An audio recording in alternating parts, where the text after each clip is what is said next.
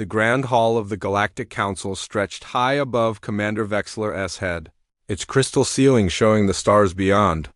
He stood at attention, his scaled hands clasped behind his back as the council members spoke words of praise. They talked about his victories, his courage, his service to the Empire. Vexler listened with the calm patience his people were known for. The Kryn did not feel excitement. They did not feel fear. Such emotions were weaknesses, bred out of their species thousands of years ago through careful evolution. The metal they placed on his chest was heavy, made of compressed star metal. It marked his victory against the Void Spawn, creatures that lived in the darkness between worlds and fed on the fear of other beings. Entire fleets had been lost to those monsters, crews driven mad by terror before the creatures consumed them. But Vexler had faced them with cold calculation, finding their weakness and exploiting it. He felt nothing during the battle except focus. Now, receiving honors, he felt nothing except mild satisfaction at a job completed. "Commander Vexler," the head counselor said, her tentacles waving in the formal pattern of respect, "we have another mission for you. One of grave importance." Vexler bowed his head. "I am ready to serve." The hologram appeared in the center of the hall, showing star maps of the Outer Rim territories. Red markers blinked at several locations. 3 outposts have been destroyed in the past month, the counselor explained. Advanced civilizations, well defended. Yet something destroyed them completely. No survivors. No clear evidence of what attacked. What do the initial reports suggest? Vexler asked. Something large. Something powerful. Something we have not encountered before. The counselor's voice carried weight. We need our best investigator. We need someone who will not panic when they find whatever did this. Vexler studied the maps, his mind already working through possibilities. I will need a team. Specialists from various fields. Already arranged. You will have scientists, security personnel, and diplomats from 6 different species. The ship departs in 2 days. As Vexler left the hall, he reviewed the team roster on his datapad. Most of the names were familiar. He had worked with Kryn soldiers before, and the Trell scientists had good reputations. But 2 names stood out because he did not recognize the species designation. Next to the names Danny Foster and Lisa Martinez, the file simply said, Human Earth.vex lar accessed the database and pulled up information on humans. The species was newly contacted, their world located in what the galactic community considered a remote sector. They had only joined the Council 3 years ago. The images showed bipedal creatures with soft skin, no natural armor, and relatively weak physical attributes. Their planet was classified as a high-gravity death world, which explained their dense bone structure, but otherwise they seemed unremarkable. The file noted they were unusually social for a predator species and showed high levels of curiosity. 2 days later, Vexler stood in the docking bay of the science vessel, Meridian, watching his team assemble. The Kryn security officers moved with familiar precision. The Trell scientists clustered together, their fur rippling with excitement. The Ventari diplomats floated in their containment spheres. Already discussing protocols, then he saw the humans. Danny Foster was shorter than Vexler expected. Perhaps 5.5 feet tall, with a compact build that suggested strength. His hair was dark, cut very short, and his eyes were an unusual shade of blue. He wore the standard uniform but had modified it slightly, adding extra pockets and tools. When he noticed Vexler watching, he smiled easily and walked over, extending his hand. Commander Vexler? Lieutenant Danny Foster. Glad to be working with you, sir. Vexler looked at the extended hand, recognizing it as a human greeting gesture. He carefully took it, noting the firm grip and the calluses on the human's palm. Lieutenant Foster, your file indicates you are a security specialist. That's a nice way of saying I've gotten into a lot of fights and survived most of them, Danny said, still smiling. There was something strange about his eyes. They seemed friendly, but there was something else underneath. Something that did not match the easy smile the second human approached. Lisa Martinez was taller than Danny, with long dark hair tied back and brown eyes that seemed to take in everything at once. She carried a large case of equipment. "Dr. Lisa Martinez, Xenobiology," she said, also extending her hand. "I've read about your encounters with the void spawn, fascinating creatures. Did you manage to collect any tissue samples before they dissolved?" "The priority was survival, not sample collection," Vexler replied. Sure, survival first. But imagine what we could learn from their biology." Lisa's eyes lit up with enthusiasm. "A species that feeds on emotions? The neural chemistry alone would be revolutionary." Vexler found himself uncertain how to respond. Most species treated the void spawn with appropriate caution and respect. This human seemed more interested than concerned. "The briefing begins in 1 hour. Please familiarize yourself with the ship." Over the next 2 weeks, as the Meridian traveled toward the outer rim, Vexler observed his crew. The Kryn maintained their posts with perfect discipline. The Trell worked in their laboratories, making quiet progress. The Ventari mediated minor disputes and kept morale stable. The humans, however, did not fit any pattern Vexler understood. Danny seemed to be everywhere at once. He ate meals with the Kryn security team, asking endless questions about their combat techniques. He played games with the Trell scientists in the recreation area, learning their complex strategy games and apparently enjoying losing.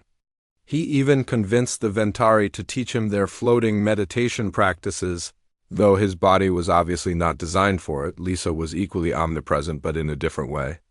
She spent her free time interviewing every species on the ship, taking notes about their biology, their culture, their fears.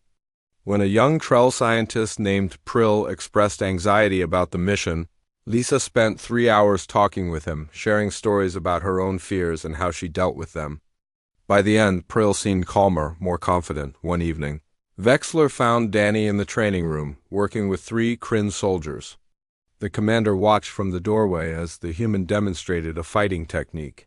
It was not sophisticated by Kryn standards, relying more on speed and unpredictability than proper form, but it was effective. The Kryn were actually learning from it. "Your species has no natural weapons," Vexler observed, stepping into the room. "No claws, no venom, no armored skin. Yet you developed complex combat systems." Danny wiped sweat from his face. "Yeah, well, we had to.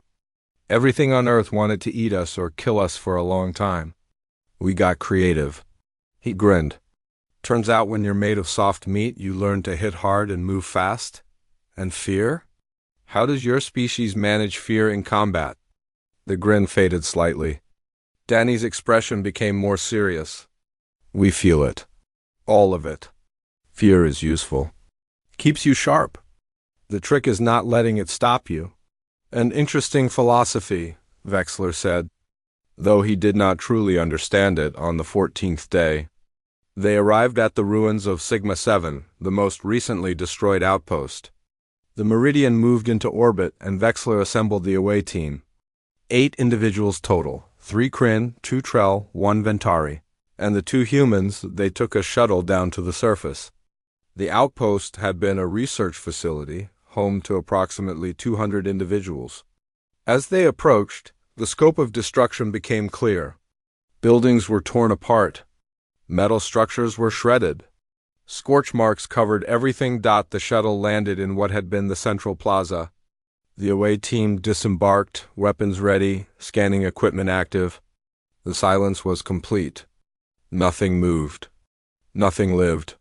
"Spread out," Vexler ordered. "Standard search pattern. Report anything unusual." They moved through the ruins carefully. The Kryn checked the security systems, finding them completely destroyed. The Trell examined the laboratories, looking for clues in the remaining equipment. The Ventari tried to access the communication systems. Vexler noticed the humans moving differently than the others. While everyone else moved with caution, the humans moved with something else. Not recklessness exactly, but a kind of aggressive curiosity. Danny kept his weapon ready, but his eyes were constantly scanning, looking for patterns in the destruction. Lisa was actually taking samples from the scorch marks, muttering to herself about chemical compositions and heat signatures. "Commander," one of the Kryn called out, "I found something." They gathered at the western wall of the outpost. Deep gouges marked the reinforced metal, parallel lines that suggested massive claws. Vexler examined them carefully, measuring the distance between marks, the depth of penetration. His mind cataloged the information, comparing it to known species. "Nothing current has claws this large," he said quietly. "Maybe something old," Lisa suggested, running her scanner over the marks. "These gouges show trace elements consistent with biological keratin structures. Whatever made these was living, not mechanical." A sound echoed through the ruins, a low rumbling that seemed to come from everywhere at once. The away team immediately took defensive positions. Vexler activated his communicator. "Meridian, we have activity. Stand by for emergency extraction." The rumbling grew louder. Then, from the ruins of the largest building, the medical bay of the Meridian smelled of antiseptic and something else, something sharp that Vexler's translator identified as human blood. He stood in the doorway, watching as the medical officer worked on Danny Foster. The human had refused sedation, insisting he needed to stay alert in case there were more behemoths. Now he sat on the examination table, making jokes while the doctor removed pieces of armor plating from his shoulder. "How many times have you been seriously injured?" Vexler asked. Danny thought about it, counting on his fingers. "Define seriously." "Injuries that should have resulted in death." "Oh, well, if we're counting those, maybe 7 or 8 times. Lost count after the thing with the plasma conduit." Danny winced as the doctor pulled out a particularly deep fragment. "You know, most of those weren't even in combat. Turns out humans are really good at accidentally almost killing ourselves." Lisa was at another table, uninjured but insisting on giving samples of her own blood for comparison with behemoth toxins. "We call it learning by experience," she said cheerfully. "Trial and error." Heavy on the error. Vexler found no logic in this. "Your species survives by repeatedly almost dying?" "Pretty much," Danny agreed. "We're not the strongest or the fastest or the smartest. But we're stubborn. We keep trying things until something works. And if it does not work, you die?" "Well, yeah," Lisa said. "But the next human tries something different.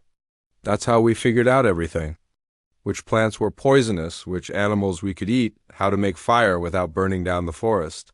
Every advance came because somebody tried something dangerous and survived long enough to tell others about it." The medical officer finished with Danny and moved to check on the Kryn security officer who had been grazed by the behemoth's claw.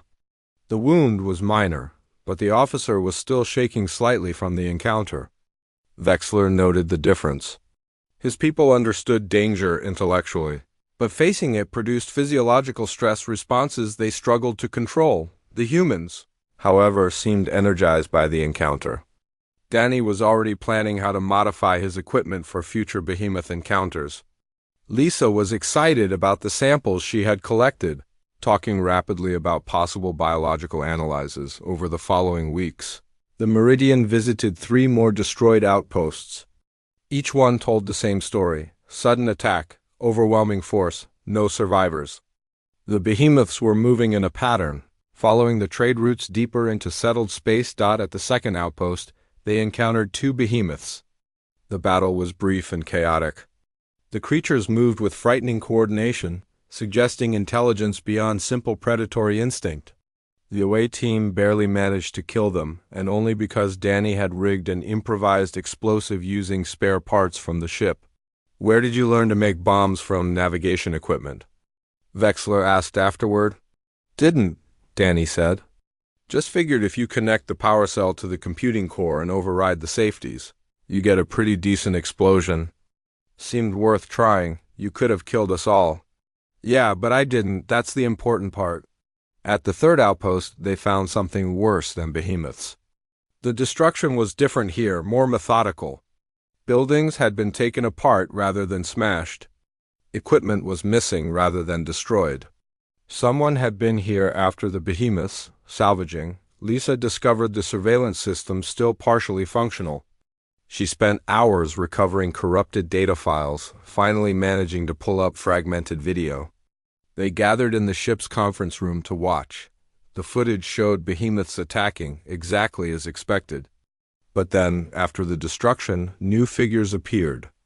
Mechanical forms, spider-like and precise, moving through the ruins and collecting equipment.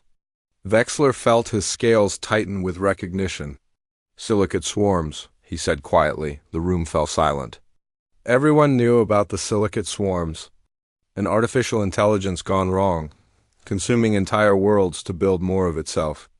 Vexler had fought them years ago, had seen them destroy colonies with mathematical efficiency.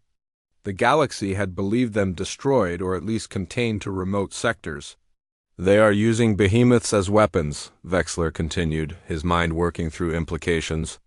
"Biological forces to soften targets before they move in for salvage." "But where are they getting the behemoths?" Lisa asked. "These creatures were extinct. Someone had to breed them, raise them, train them." "Then we find the source," Vexler said. "We find where they are breeding these creatures and we destroy it." The Trell scientist named Prill spoke up nervously. "Commander, if the silicate swarms have established a breeding facility, it will be heavily defended. The logical approach would be to report our findings and request a military fleet. By the time a fleet arrives, they could have deployed hundreds more behemoths," Danny countered.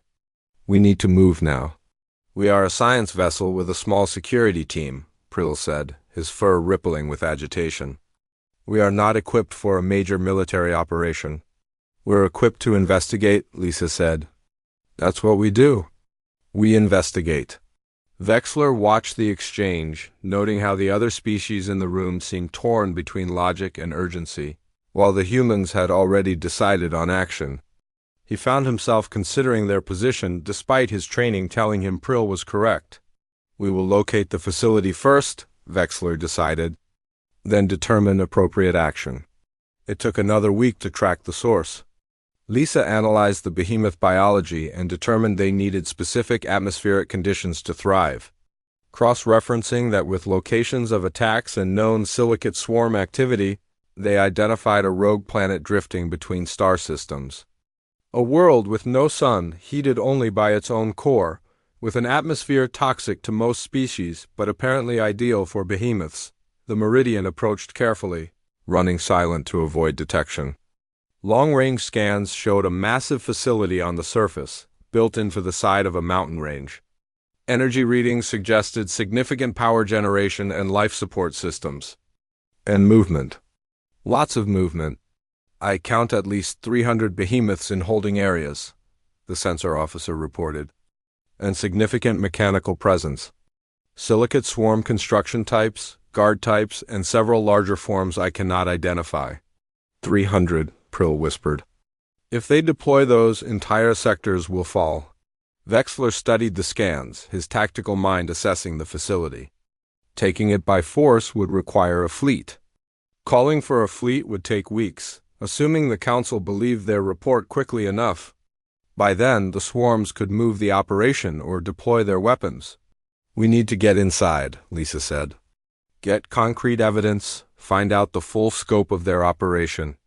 Then when we call for help, the Council will have to act immediately." "The facility is designed to keep behemoths in," Danny added. "But I bet it's not designed to keep a small team out. If we can find a way in, we can do reconnaissance."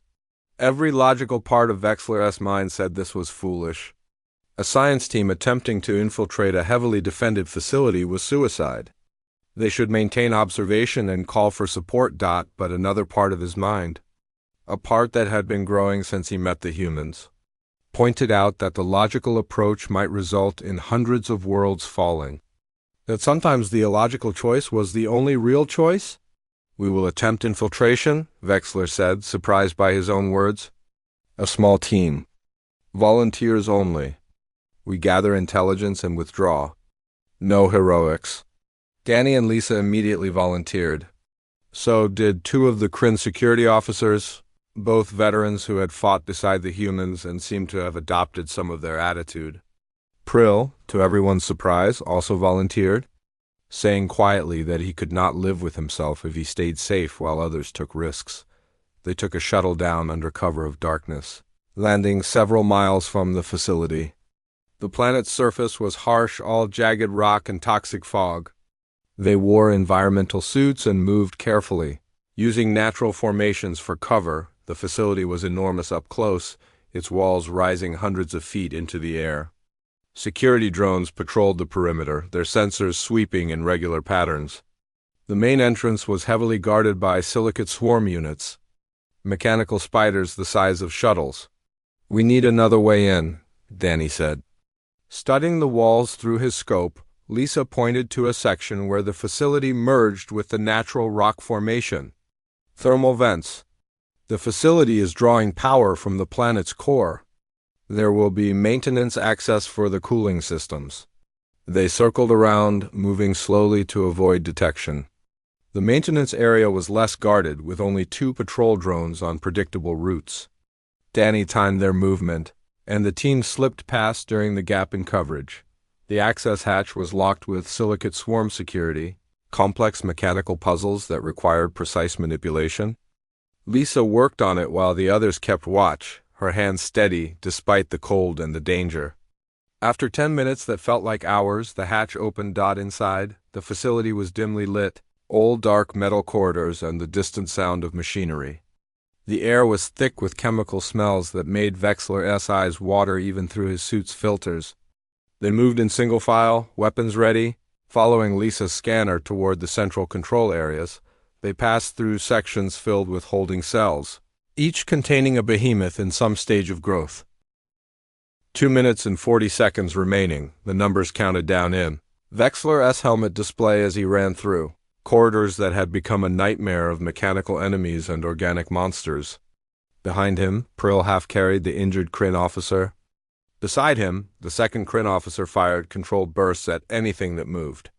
Ahead, Danny and Lisa somehow navigated the maze of passages with an instinct that defied logic. A silicate swarm unit emerged from a side corridor, its weapons charging.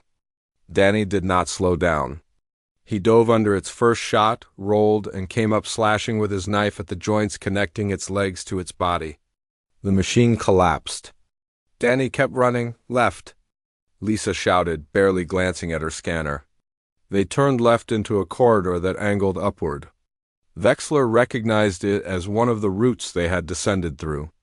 They were heading back toward the surface. 2 minutes remaining. A behemoth blocked the corridor ahead, its massive body completely filling the space.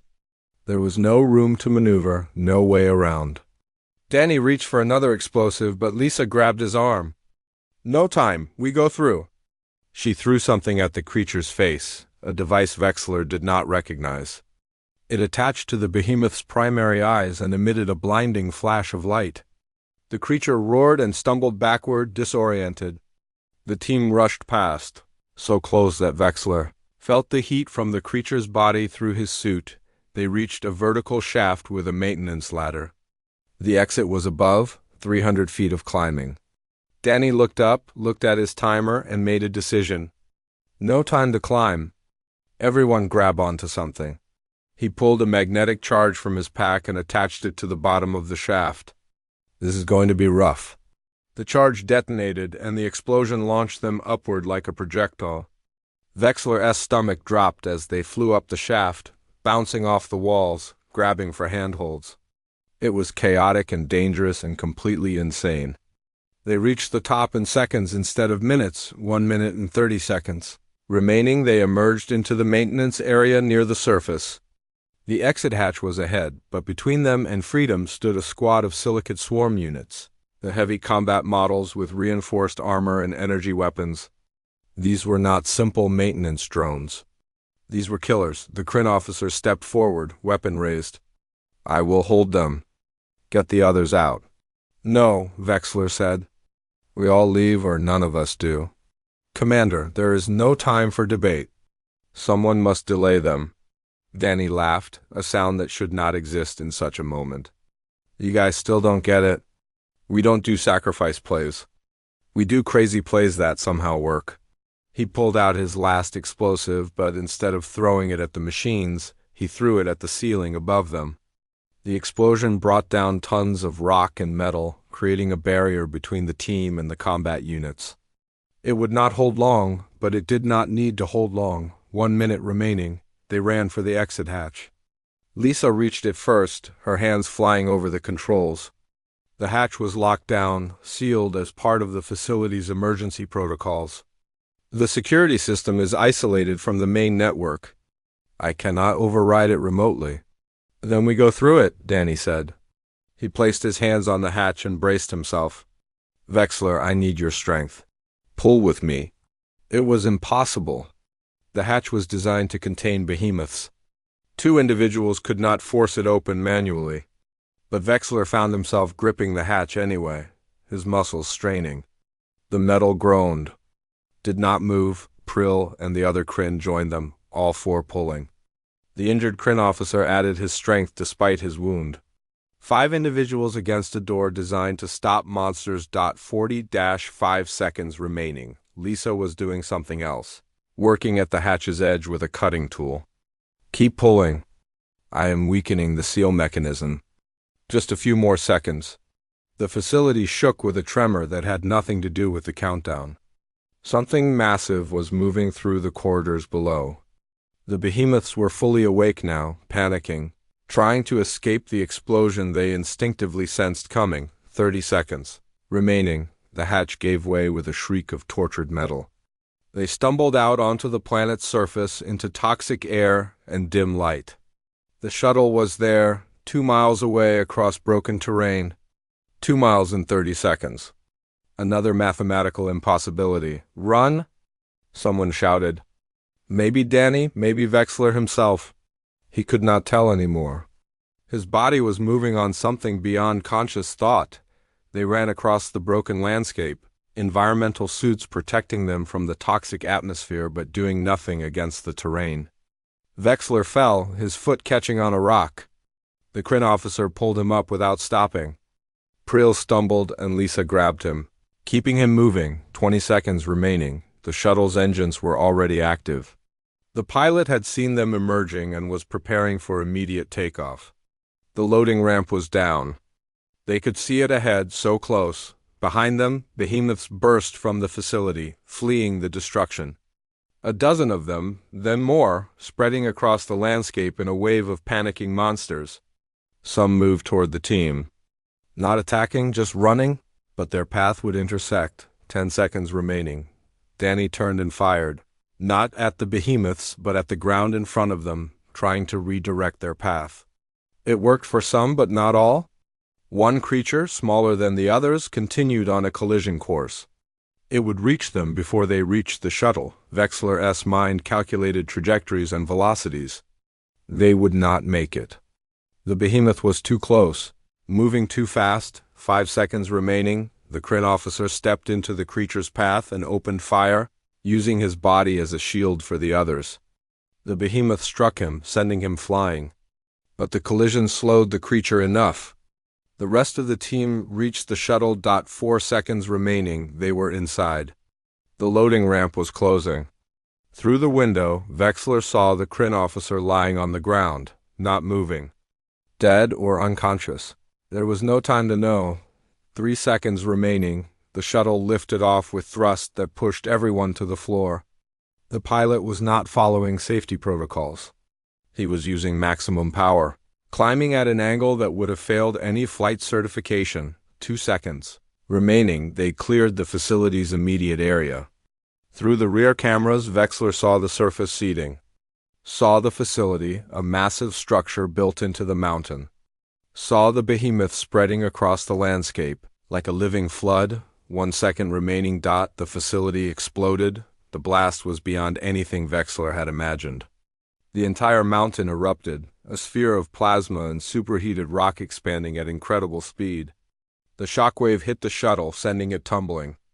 Alarms screamed. The pilot fought for control, for several seconds that felt like years.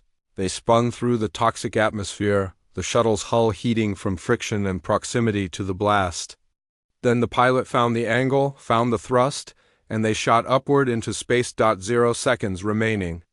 They were alive. The shuttle docked with the Meridian. Medical teams rushed to treat injuries. The injured Kryn officer from inside the facility was bad but stable. The officer who had delayed the behemoth had not made it. His body had been vaporized with the facility. Vexler sat in the observation deck, watching the rogue planet through the window. The explosion had been visible from orbit, a brief sun on the dark world's surface. 300 behemoths destroyed. The silicate swarm's breeding facility eliminated. A victory by any measure, but one of his officers was dead. A good soldier, a loyal crew member, gone. Vexler had lost soldiers before. He had attended memorial services and filed reports and moved on. That was the nature of military service.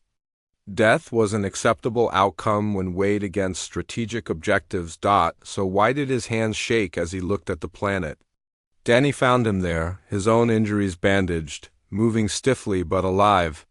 The human sat down beside him without asking permission. For a while, neither spoke. "Your officer?" Danny finally said. Kelvin was his name, right? He was brave. What he did mattered. "Bravery is a concept my species does not emphasize," Vexler replied. "We value efficiency." He made an efficient choice. He allowed the mission to succeed. "Is that what you really think?" Vexler did not answer immediately. He watched his hands, watching them shake with a tremor he could not control. "I do not know what I think anymore. Before I met your species, I understood my role. I calculated risks and made logical decisions. Fear was not a factor because my people bred it out of our biology." "But you feel it now," Danny said. "Not a question, yes." The admission felt like failure. When we were running from the explosion, when I saw Kelvin fall, when the behemoth charged, I felt terror. Real, physical terror? My body responded in ways I cannot control. My mind filled with images of death. And the worst part is that you and Lisa, you felt the same fear. I could see it in your eyes, in your movements. But you did not let it stop you. Danny nodded slowly. Fear is information. It tells you something is dangerous. Most species stop there. They feel fear and retreat. But humans, we learn to use it differently. Fear tells us to be careful, to be smart, to try harder. It makes us sharper. But how do you function? How do you think clearly when every instinct screams at you to flee? Practice, Danny said simply. Lots and lots of practice. And trust. I trust Lisa to watch my back. She trusts me to watch hers. The Galactic Council chamber was chaos. Representatives from 40 species argued simultaneously, their voices creating a din that the translation system struggled to process. Vexler stood at the center podium, waiting for order to be restored. Beside him, Danny and Lisa stood at attention, their formal uniforms crisp despite everything they had been through. The head counselor finally raised her tentacles in the gesture for silence. The chamber quieted, though tension remained thick in the air. Commander Vexler, you have presented evidence of silicate swarm activity in behemoth breeding facilities. You have also reported destroying one such facility. However, several council members questioned why you did not simply observe and report before taking action. Vexler had expected this. The facility was actively producing biological weapons. Each day we delayed meant more creatures ready for deployment. The tactical decision was clear. The tactical decision resulted in the death of one of your officers, a Ventari counselor pointed out. And put your entire crew at risk. Some would call that reckless. Before Vexler could respond, Danny stepped forward. Counselor, with respect, staying safe and letting them finish building an army would have been reckless. We made the hard choice, not the easy one. The chamber erupted again with debate. Some counselors supported the action. Others demanded a formal inquiry. The head counselor raised her tentacles again, calling for votes. After an hour of procedure, the council's decision was announced. The mission was considered a success despite protocol violations. A military fleet would be dispatched to investigate and destroy any remaining silicate swarm facilities. However, the head counselor added, looking directly at Vexler, there is concern about the methods employed. The Council values careful planning over aggressive action. You are hereby placed on administrative review pending completion of the military operation. Vexler accepted the decision without comment. Administrative review was not a punishment, merely bureaucracy. He would file reports and attend meetings while others did the actual work. It was frustrating but expected. As they left the chamber, Lisa shook her head. They're going to send a fleet to do what we already proved could be done with a small team. Classic committee thinking? The Council prefers overwhelming force to minimize risk, Vexler explained. It is the logical approach. It is the slow approach, Danny countered. How long until that fleet is assembled and deployed? Weeks? Months? How many facilities will the swarms abandon or relocate in that time? They were right, but Vexler could not say so officially. He was under review, required to follow proper protocols. The Council has made its decision. Sure, Lisa said. But that does not mean we have to agree with it. The next day, Vexler was summoned to a private meeting with the head counselor. He expected more questions about his actions, more bureaucratic processing. Instead, he found Danny and Lisa already in the room. Commander, the counselor said without preamble, the Council's public position is that we will handle the silicate swarm threat methodically and safely. However, several of us privately believe that approach is too slow. While the fleet assembles, we need intelligence. Real intelligence about the scope of their operation. Vexler felt something stir in his chest, anticipation, worry, both. You want another mission? An unofficial one? You and your team would investigate suspected silicate swarm locations, gather intelligence, and report back. No direct action unless absolutely necessary. Can you do this? Every regulation said he should refuse. He was under review? The mission would be dangerous. There were other qualified officers without his current complications. But he looked at Danny and Lisa, saw them both nodding slightly, and felt that now familiar rush of fear mixed with determination. I can do this, he said. The counselor's tentacles waved in approval. You will have full access to council resources, but no official recognition. If you are caught or killed, the council will deny authorizing your actions. Understand? Understood. They were given a ship, the Wanderer, smaller and faster than the Meridian. The crew was volunteers only, all species who had worked with the humans and survived. Prill was there, no longer the nervous scientist, but someone who had learned to function through fear. The remaining Kryn officers came, bringing 3 more soldiers who wanted to learn the human way of operating. A Trell engineer named Kess joined, her skills with technology making her invaluable for infiltration work. They departed quietly, their flight plan listing them as a research vessel on a routine survey mission. The Council provided coordinates for 3 suspected silicate swarm facilities, each in remote sectors far from normal trade routes. The first location was a dead end, literally. They found a facility, but it had been abandoned months ago. The equipment was dismantled, the structures stripped of anything useful. The swarms had moved on. The second location was worse.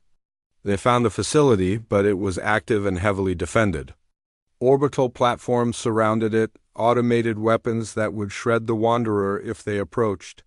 They observed from a distance, gathered what data they could from passive scans, and moved on. The third location changed everything.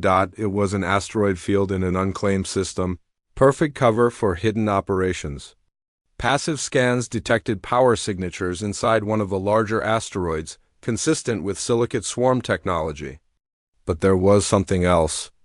Massive energy readings far beyond what a simple breeding facility should produce. That is not just a behemoth farm, Lisa said, studying the data. That is something much bigger. They moved closer, using the asteroid field for cover. The Wanderer was small enough to navigate between the rocks, and Kess had modified their energy signature to read as natural radiation. To any automated sensor, they would look like just another chunk of space debris. As they approached the target asteroid, the scale became apparent. It was enormous, at least 10 miles in diameter, and the entire interior had been hollowed out. Through careful scanning, they built a picture of what lay inside. Production facilities, power generators, computing cores, and something else. A massive structure at the asteroid's heart that defied easy identification. We need to get inside, Danny said. See what they are building? The Council said no direct action, Vexler reminded him. The council said no direct action unless absolutely necessary, Lisa corrected. I would say understanding what that structure is qualifies as necessary. Vexler knew he should refuse. Knew he should mark the location and report back, let the military fleet handle it. But he also knew the fleet was still weeks away, and if the swarms were building something significant, those weeks could matter.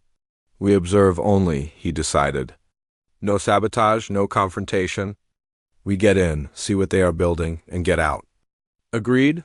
Everyone agreed, though Vexler noticed Danny and Lisa exchanging looks that suggested their definition of observe only might be flexible. They landed the Wanderer on a different asteroid and took a small shuttle to the target. Kess had programmed it to mimic silicate swarm communication protocols, broadcasting the right identification codes. It was risky, but swarm facilities usually had significant traffic. One more shuttle should not draw attention. The approach worked. They docked at a cargo entrance, and the automatic systems accepted their false credentials. The airlock cycled, and they entered the facility. The interior was all dark metal and blue light, standard silicate swarm construction. Mechanical units moved through corridors on their various tasks, spider-like forms carrying equipment or performing maintenance. The team moved carefully, using sensor baffles to mask their biological signatures. They descended deeper into the asteroid, following the energy readings toward the central structure. The corridors were maze-like, branching and intersecting in patterns that made sense to machine logic but confused organic minds. Lisa marked their route, leaving virtual breadcrumbs they could follow back. They passed through sections filled with behemoth-holding cells, similar to what they had seen at the previous facility. But these creatures looked different. Larger, more heavily armored, with additional limbs and sensory organs that suggested genetic modification. The swarms were not just breeding behemoths. They were improving them. "This is bad," Prill whispered. "These creatures are weapons platforms. Look at the armor integration, the neural enhancement ports. They are designing these things to be controlled remotely." They continued deeper. The temperature rose as they approached the massive power generators feeding the central structure. Through observation windows, they saw assembly lines producing silicate swarm units at incredible speed. This was not just a breeding facility. It was a complete military production center. Finally, they reached a viewing platform overlooking the central chamber. What they saw made everyone stop. The structure was a ship. Not a normal ship, but something massive, easily the size of a small moon. Its construction was perhaps 70% complete, but already its purpose was clear. It was designed to carry thousands of behemoths and tens of thousands of silicate swarm units. A mobile invasion platform that could strike anywhere in the galaxy? "They are not planning scattered attacks," Vexler said quietly. "They are planning a full-scale invasion. This ship could destroy entire sectors before anyone could mount a defense." The council chamber was different this time. No chaos, no debate, just grim silence as they watched the recordings from the asteroid facility. The massive invasion ship, the modified behemoths, the scale of the silicate swarm's production capacity. Everything was laid out in stark detail. When the presentation ended, the head counselor spoke in a voice heavy with weight. "How long until they complete the ship?" Lisa had run the calculations. "Based on their construction rate and resource availability, 6 weeks. Maybe 8 if they encounter supply difficulties. And the military fleet we are assembling will not be ready for 3 months, a military counselor admitted. "We are coordinating forces from 40 systems. The logistics are complex." The chamber filled with agitated sounds, representatives from various species, processing the mathematics of the situation. They were going to lose. The silicate swarms would complete their invasion ship before any defense could be mounted. Entire sectors would fall. "There must be options," someone said. "We could attempt a preemptive strike with available forces," the military counselor suggested. "But our current strength is insufficient to guarantee success. We would be sacrificing ships and crews with low probability of destroying the target. Unacceptable." "All options are unacceptable, counselor." We are discussing which unacceptable option loses us the fewest lives. Vexler stood, drawing attention. There may be another approach. Commander Vexler, you are still under administrative review, the head counselor reminded him. Then consider this testimony, not a proposal. The facility's defenses are designed to stop large fleets. Orbital platforms, automated weapons, detection grids, everything optimized against conventional military assault. But they are not optimized against small-scale infiltration. Danny stood beside him. We got in once. We can get in again. To what purpose? A counselor asked. You saw the scale of that ship. You cannot destroy it with a small team. No, Vexler agreed. But we could sabotage it. The ship is not complete. Its systems are not fully integrated. A team with the right expertise could plant charges in critical locations, trigger a cascade failure. Lisa pulled up schematics they had recorded. The power systems are the vulnerability. They are overbuilt to support the ship's eventual weapons and propulsion. Right now, they are generating far more energy than the incomplete ship requires. If we destabilize the containment systems here, and here, the feedback would tear the ship apart from inside. The chamber erupted in discussion again, but this time with a different tone. Hope, cautious and fragile but present, the military counselor studied the data. This plan has significant risks. A small team would have no support. If they are detected before reaching the objectives, they would be eliminated with no possibility of extraction. We understand the risks, Vexler said. You are proposing a suicide mission. No, Danny said firmly. We are proposing a very dangerous mission that we plan to survive. There is a difference. The council debated for hours. Vexler and his team were dismissed while the representatives argued. They waited in an antechamber, the weight of what they had proposed settling on them. We do not have to do this, Prill said quietly. The council has other options. Slow options, but options. Those options mean thousands die, Lisa replied. Maybe millions. This option means maybe we die. The mathematics are clear. Mathematics do not account for the value of individual lives, Prill countered. We matter. Each of us. We do, Vexler agreed. But so do all those people in the sectors the swarms will invade. Their lives matter too. We cannot save everyone, but we can try to save as many as possible. Cass spoke up, her fur rippling with anxiety. I have family in the Outer Rim, 3 children, a partner. If that invasion ship launches, they are in the primary strike zone. I cannot sit safely knowing I could have done something. The Kryn officers nodded. They had all lost Kelvin at the previous facility. They understood sacrifice now in a way that went beyond military duty. The decision was made before the council called them back. When they returned to the chamber, they already knew what they would say regardless of what the council decided. We have agreed, the head counselor announced. The mission is authorized. Commander Vexler, you will lead a strike team into the facility with the objective of sabotaging the invasion ship. You will have full council support for resources and personnel. Choose your team carefully. These may be the most important individuals in the galaxy right now. Vexler looked at the team he had already chosen. I already have my team. The preparation took 1 week. They were given the best equipment the council could provide. Specialized explosives designed by the galaxy's top weapons engineers. Stealth systems that could fool silicate swarm sensors.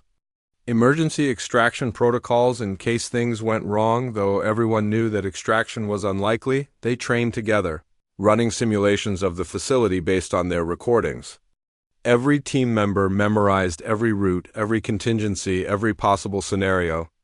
They drilled until their movements were instinctive, until they could coordinate without words. On the last night before departure, Vexler found himself unable to sleep. He walked the corridors of the council station, his mind processing everything that had led to this moment. 6 months ago, he had been a different person, fearless, certain, alone in his own mind. Now he was terrified, uncertain, and somehow more connected to others than he had ever imagined possible. He found Danny in the observation deck, staring at the stars. The human did not turn around when Vexler entered, but his voice was friendly. Cannot sleep either? Too much to think about, yeah. Danny was quiet for a moment. You know, when Lisa and I signed up for the council mission program, we thought we would be doing exploration work. Discovering new worlds, making first contact with alien species. Adventure stuff.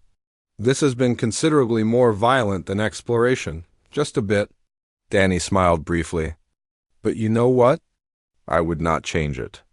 Meeting you, meeting this crew, learning that courage is not a human-specific trait. That has been worth everything. Vexler moved to stand beside him. I was wrong about humans. About fear. About what it means to be brave. You taught me that fear is not weakness. That acting despite fear is the truest form of strength. You taught us something too, Danny said.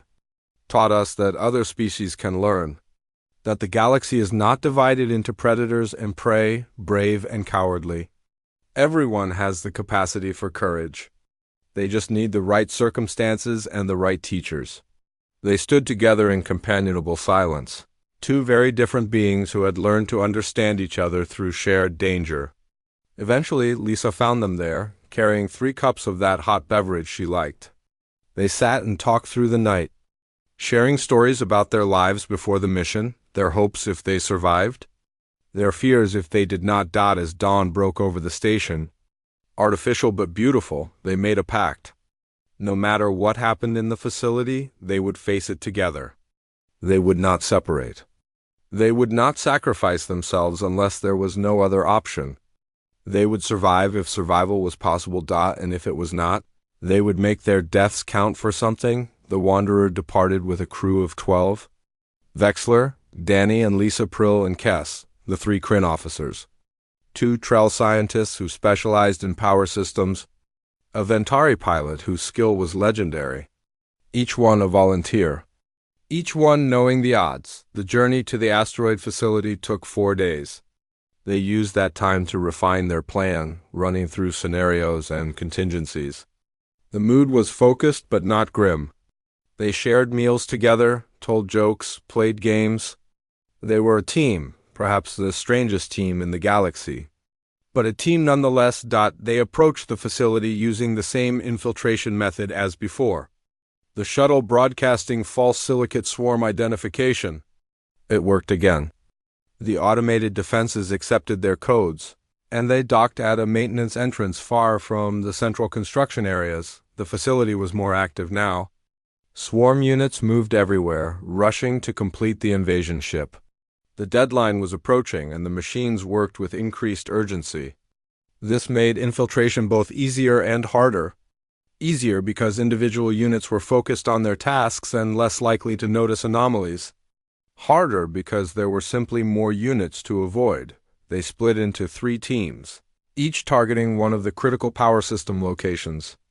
Vexler led the team going to the deepest location, the main reactor core. Danny led the team targeting the secondary power grid. Lisa led the team going for the auxiliary systems. 30 minutes, Vexler said. Everyone plants their charges, then we meet at extraction point Beta. Understood? Everyone confirmed. They synchronized their timers, checked their equipment one final time, and separated. Vexler's team moved through service tunnels barely large enough for their bodies. Kess navigated while one of the Kryn officers covered their rear.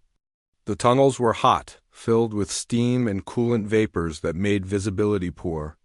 They moved slowly, carefully. Knowing that one mistake would alert the entire facility, they reached the reactor core access point. It was guarded by 2 heavy combat units, machines designed to fight off significant forces. Vexler studied them, calculating approaches. Direct confrontation was impossible. They needed a distraction,